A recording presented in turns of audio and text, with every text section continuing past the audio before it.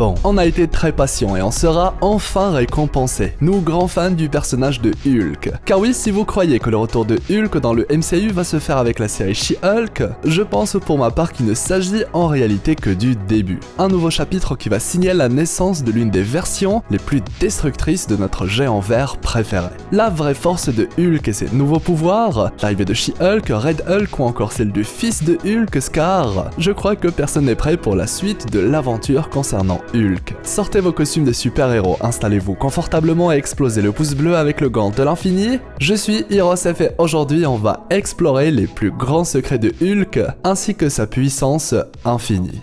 Bon visionnage.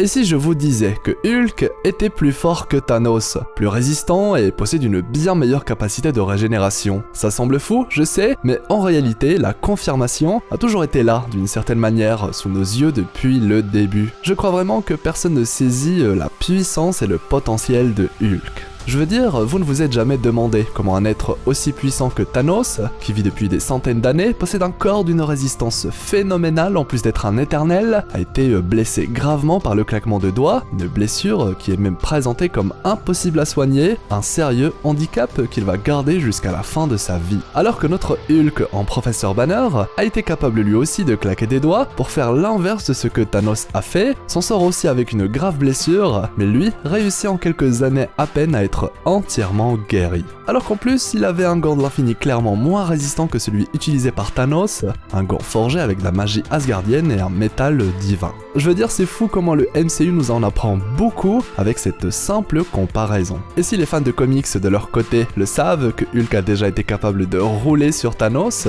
dites-vous que dans le MCU également, notre Hulk possède un potentiel juste fou, qui n'attend qu'à être réveillé. Comment est-ce qu'on peut alors passer d'un Hulk gladiateur qui enchaîne les combats et les victoires sur Sakaar, un Hulk qui refuse de se battre ou de se mêler aux problèmes des Avengers? Eh bien je crois que la réponse se trouve à la source du problème ainsi qu'à la source des pouvoirs de Hulk. On nous explique clairement que ce qui est en Banner est alimenté par sa colère. Et si Banner a combattu ça toute sa vie, en veillant à être le plus zen possible, les quelques moments où il faiblit sont souvent suffisants pour laisser la colère de Hulk s'exprimer. Sauf que Hulk nous a clairement dit qu'il ne voulait plus être mêlé aux problèmes des Avengers. Et je pense que le cœur du problème vient de là. Hulk ne se sent en aucun cas concerné. Il ne se bat pas pour lui-même, pour un objectif quelconque. Sa colère en est stimulée par aucun événement. Du coup, la source de son pouvoir, ce qui l'alimente, est juste inexistante. Hulk n'existe pas vraiment. Bref, la solution semble être liée à ça, à savoir réussir à impliquer Hulk personnellement. Et vous savez quoi? Ça tombe bien, car le MCU a prévu le coup depuis très longtemps. Les fans d'entre vous qui suivent les news du MCU le savent depuis un petit moment, et pour les retardataires, figurez-vous que le fils de Hulk arrive, et plus vite que vous ne le croyez, donnant enfin l'occasion à Hulk d'avoir un objectif, et de pouvoir enfin déchaîner si besoin son véritable potentiel. Après tout, on s'est énormément focalisé sur Banner durant la saga de l'infini, et je suis de mon côté certain que la prochaine saga va quant à elle permettre à Hulk et non Banner de briller, d'où l'arrivée de plusieurs personnages liés à ce dernier, entre She-Hulk, Red Hulk, l'Abomination ou encore Scar, son fils. La présence de Scar est d'ailleurs officielle depuis plusieurs mois. Il sera présent dans la série She-Hulk. La logique voudrait qu'il vienne de Sakaar, la planète sur laquelle Hulk jouait au gladiateur, et on comprend qu'il ne faisait pas que se battre là-bas, comme dans les comics d'ailleurs. Et ce qui est très intéressant, c'est qu'on nous a clairement expliqué que le temps se déroule bizarrement sur la planète Sakaar. Loki y était arrivé avant Thor, et y est resté longtemps avant l'arrivée de son frère. Alors que pour Thor, c'était une histoire d'un jour ou deux, en bref, le temps semble couler beaucoup plus vite là-bas. Ce qui pourrait expliquer pourquoi son fils devrait débarquer et être déjà un adulte, voire un jeune adulte. Si en plus il possède des pouvoirs de son père, ce qui semble carrément être le cas, ça pourrait également expliquer pourquoi il a grandi aussi vite. Comme son père, il est un concentré de puissance. Et le but de l'arrivée de Scar à ce moment précis, outre celle d'enfin impliquer Hulk personnellement, serait selon plusieurs rumeurs liées à la mise en place d'un film solo pour Hulk et pouvoir enfin adapter le World War Hulk, une histoire singulière où Hulk déchaîne véritablement tout ce qu'il a dans le ventre. Il devient une grande menace puisqu'il est présenté comme un vilain, un Hulk incontrôlable, un Hulk destructeur. Une histoire de vengeance qui stimule de plus en plus la colère de Hulk, il devient alors impossible de lui faire face. Et le Marvel Cinematic Universe est totalement conscient que les fans attendent le retour de Hulk, et surtout le retour d'un Hulk qui souhaite tout raser sur son chemin. L'arrivée de Hulk destructeur de monde ne semble alors plus être qu'une question de temps.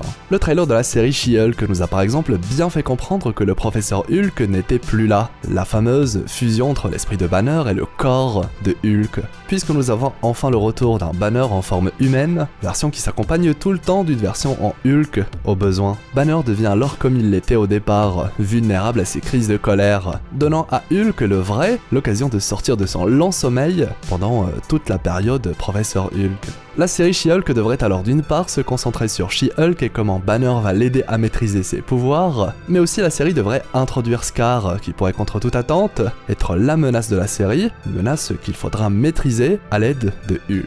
Un Scar qui, rappelons-le, est né sur Sakaar, la planète des gladiateurs. Son arrivée serait alors pour lui le moyen de vaincre l'ancien champion, Hulk, mais aussi signer sa rencontre avec son géniteur. Car en vrai, je vois bien Scar être devenu le nouveau champion de Sakaar, pendant que son père lui était occupé via Banner à sauver l'univers, réparer ce que Thanos avait causé, en somme. N'oublions pas également qu'un film Thunderbolts a été également officialisé récemment, un film autour d'un groupe d'anti-héros mené par Red Hulk en personne. Si les plans de Marvel concernant Ross, alias Red Hulk, sont encore flous, il faut tout de même admettre qu'il est un petit peu louche que tout à coup, on a plusieurs personnages liés à Hulk qui débarquent, presque tous au même moment. Rien qu'à l'heure actuelle, nous avons 5 personnages, entre l'Abomination qu'on voit déjà dans le trailer, Scar, Red Hulk, She-Hulk, ou du coup Hulk lui-même. De quoi clairement se poser des questions, et donner encore plus de poids à cette idée d'un film solo pour Hulk dans la phase 5. Et pas n'importe quel Hulk, l'une de ses versions les plus destructrices,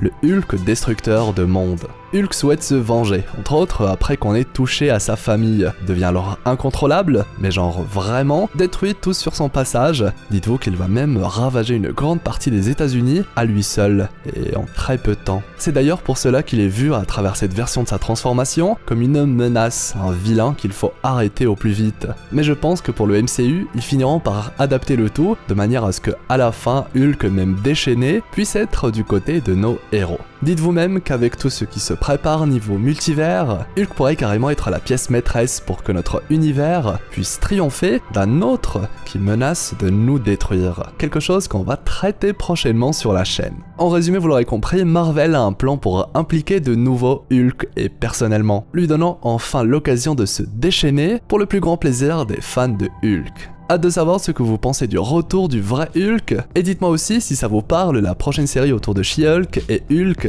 en commentaire. Comme toujours, je compte sur vous pour le pouce en l'air, le fameux pouce bleu avec le gant de l'infini, c'est très important pour soutenir la chaîne et m'encourager à explorer encore et toujours plus de belles choses. J'aimerais aussi vous renvoyer vers la vidéo sur le Superior Spider-Man, une superbe vidéo récemment publiée mais qui manque un petit peu d'amour. Je compte sur vous pour aller la découvrir et me dire ce que vous en pensez. Si c'est votre première fois sur la chaîne ou si ce n'est toujours pas fait, abonnez-vous, faites partie de notre équipage d'explorateurs d'univers avec la petite cloche pour être notifié à chaque publication.